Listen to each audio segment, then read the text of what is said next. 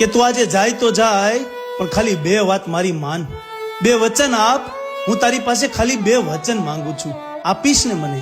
કેસે માં, હું તારે ખોળે બાળક થઈને જન્મ્યો, તને હું શું આપી શકીશ, પણ તું માંગ. કેસે કાના, કંઈક એવું કર ને કે હું તારી સાથે જાઉં, તારી સાથે લઈ જા ને મને. તું કહીશ તો હું મથુરાની દાસી થઈને રહીશ. અને કૃષ્ણ કહે છે કે માં, એ શક્ય નથી, તમે બીજું કંઈ પણ માંગો. તો કહેશે કે તું મને સાથે ન લઈ જા ને તો એ પણ હું સહન કરી લઈશ, પણ ત્યાં જઈને એ ન કહેતો કે મેં તને ખાંડણીએ બાંધ્યો હતો.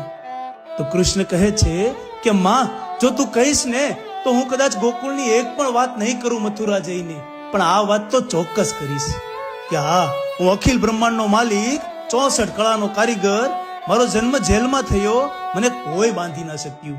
એક તારા પ્રેમની તાકાત હતી કે તારા પ્રેમે બંધાણો